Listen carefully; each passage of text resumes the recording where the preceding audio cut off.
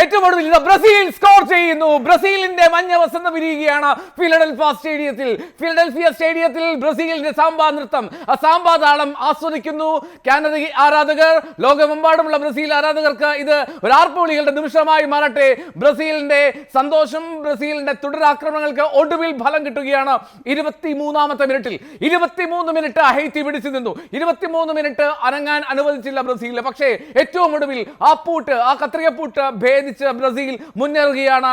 ഇപ്പോൾ ഹെയ്ത്തിക്കെതിരെ വളരെ കൃത്യമായിട്ടുള്ള ഒരു പാസ് അവിടെ മുന്നിലേക്ക് പന്തുമായി എത്തുന്നതാണ് വിനീഷ്യസ് ജൂനിയറിന്റെ ഷോട്ട് അത് റീബൗണ്ട് ആവുന്നു.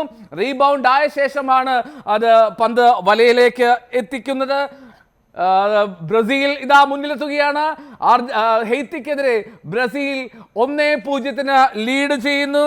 ഗബ്രിയലിന്റെ കാലുകളിൽ നിന്ന്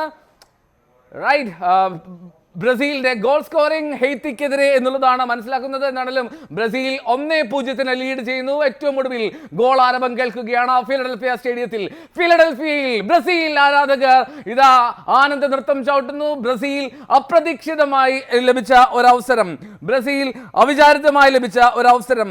ബ്രസീൽ ഇതാ ഗോൾ സ്കോർ ചെയ്യുകയാണ്. അവിടെ ഫിലഡൽഫിയ സ്റ്റേഡിയത്തിൽ 1-0 ബ്രസീൽ ലീഡ് ചെയ്യുന്നു. കൂഞ്ഞ ആരെയാണ് ബ്രസീൽ കൊണ്ടുവന്നത് കളത്തിലേക്ക്? അതായത് ആദ്യ ലെവലിൽ മാറ്റം വരുത്തിയ മുന്നിലേക്ക് കൊണ്ടുവന്ന കൂന ഇതാ സ്കോർ ചെയ്യുകയാണ് ബ്രസീലിന് വേണ്ടി. ജേഴ്സി നമ്പർ 9 ക്യൂനയുടെ സ്കോറിംഗിൽ, അതായത് വിനീഷ്യസിന്റെ ഷോട്ടായിരുന്നു അവിടെ ഗോൾ കീപ്പർ ജോണിയുടെ ദേഹത്ത് തട്ടി, അല്ലെങ്കിൽ സേവിനുള്ള ശ്രമത്തിനിടെ ആ പന്ത് റീബൗണ്ടായി എത്തിയത് ക്യൂനയുടെ മുന്നിലേക്കാണ്. ക്യൂനെ അത് അനായാസം വളരെ സോഫ്റ്റായി ജെന്റിലായി അത് വലയിലേക്ക് തട്ടിയാണ് ആഞ്ചലോട്ടിയുടെ സംഘത്തിന് ഒരു ആശ്വാസത്തിന്റെ നിമിഷം നൽകുന്നത്. ബ്രസീൽ ലീഡ് ചെയ്യുകയാണ് 1-0 ഹെയ്ത്തിക്കെതിരെ ഫിലഡൽഫിയ സ്റ്റേഡിയത്തിൽ.